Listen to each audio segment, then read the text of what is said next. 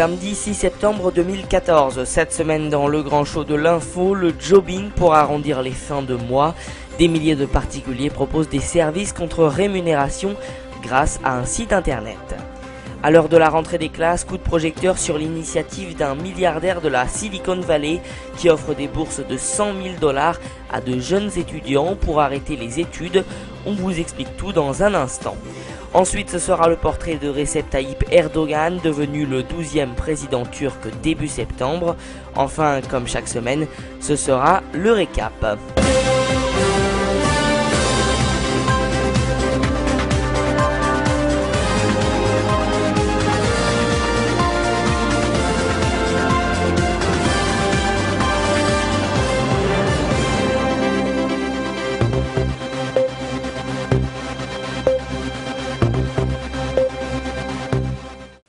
Bonjour à tous et bienvenue dans la toute nouvelle version du grand show de l'info.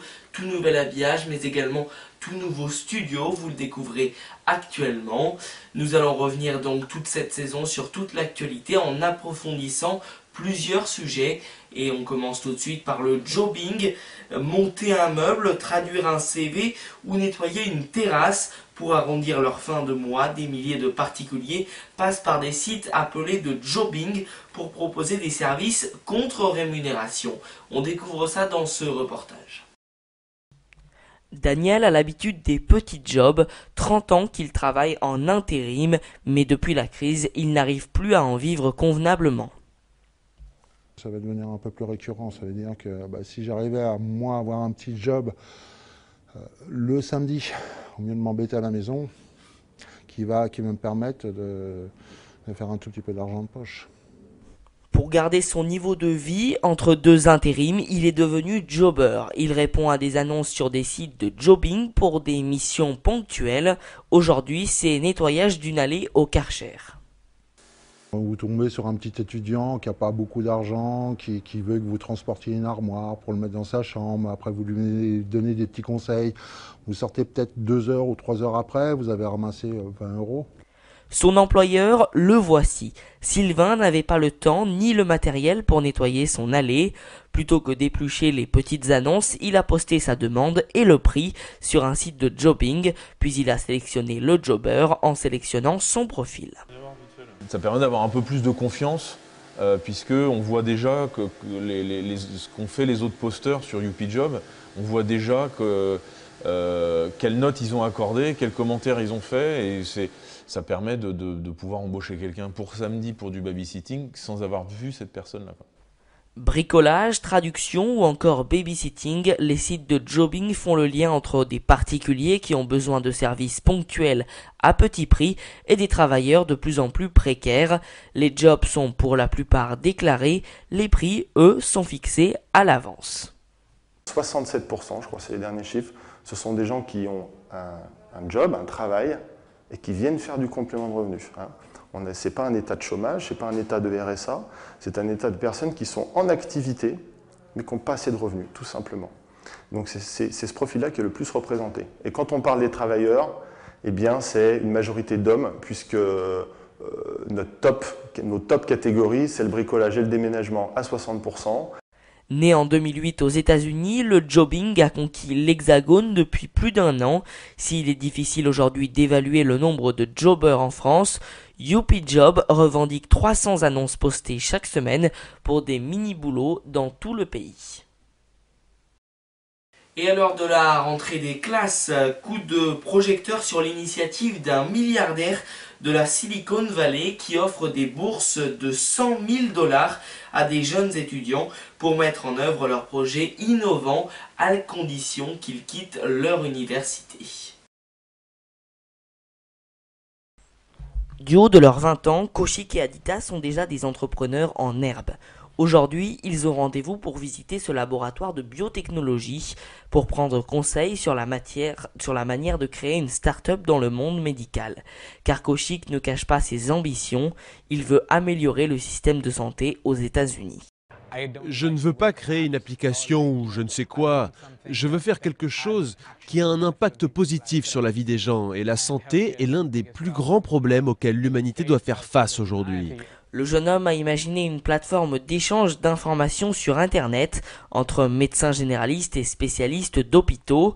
Pour réaliser son projet, il a obtenu une bourse de 100 000 $ à une condition, quitter la prestigieuse université de Columbia où il étudiait les sciences et l'informatique.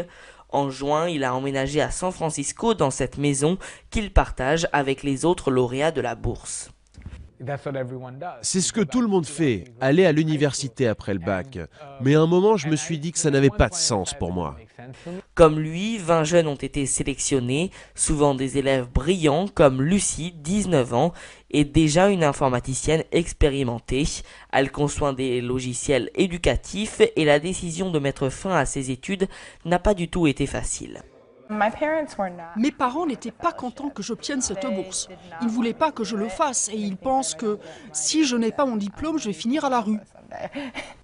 À l'origine de ce programme, Peter Thiel, le milliardaire cofondateur de PayPal, estime que l'université est devenue ennemie de l'innovation. Nous voulions que ces jeunes aient le temps de travailler à fond sur leur projet sans aucune entrave et surtout qu'ils ne contractent pas de dettes. Les jeunes aux États-Unis s'endettent en allant à l'université. Et ça, c'est quelque chose qui empêche les jeunes de se lancer dans des projets innovants, parce qu'ils doivent trouver un travail qui permettra de rembourser leurs prêts étudiants. Prudent, Kaushik n'exclut pas de retourner à l'université dans 2 ans si son projet n'aboutit pas.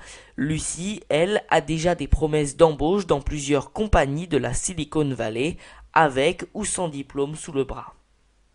Recep Tayyip Erdogan est devenu le 12e président de la République de Turquie, élu au scrutin, au suffrage universel direct, une première dans le pays. Premier ministre pendant 11 ans, il revendique la transformation de la Turquie en un pays moderne à l'économie florissante.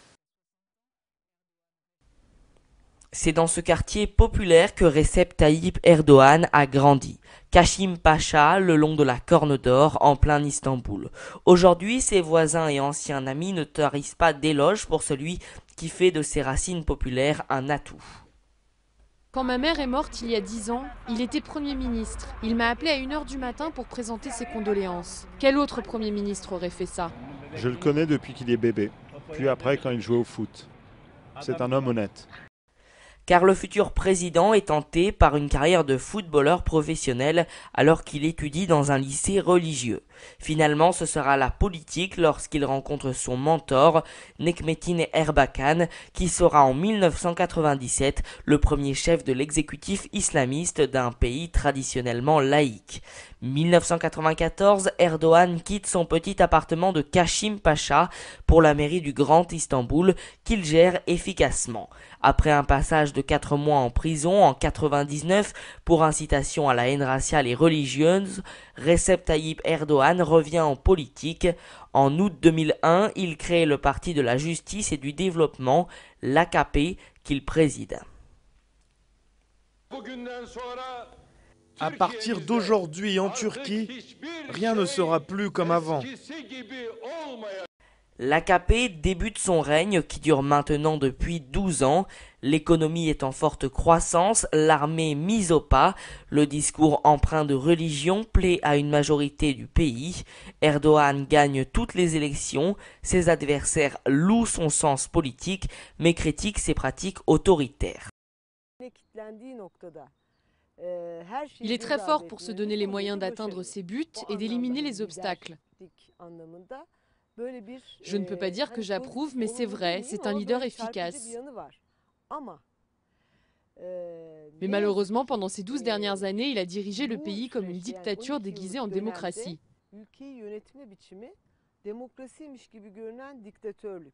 Fermeture de Twitter et de YouTube, journalistes et critiques envers le gouvernement censurés. Pour l'opposition, ces pratiques sont dignes d'un despote. Sur la scène internationale, Erdogan veut faire de son pays un modèle pour le monde musulman. Il n'hésite pas à hausser le ton, comme lors du Forum économique mondial de Davos en 2009, où il s'en prend violemment au président israélien Shimon Peres. Pour moi, Davos, c'est terminé aujourd'hui. Je ne reviendrai plus jamais, que ce soit bien clair. En 2013, la révolte de Taxi ébranle celui que certains appellent le sultan qui continue à imposer ses grands travaux comme le tunnel sous le Bosphore. Malgré les critiques, il est élu président dès le premier tour. La preuve qu'à 60 ans, Erdogan reste le dirigeant turc le plus populaire et le plus charismatique du pays depuis Mustafa Kemal Atatürk, l'emblématique père de la République. Ça n'a pas changé, retrouvez toutes les semaines le récap, le résumé complet de toute l'actualité de la semaine en images. Un bilan de 8 morts confirmé à Rosny-sous-Bois. Le corps de la dernière personne portée disparue a été extrait des décombres.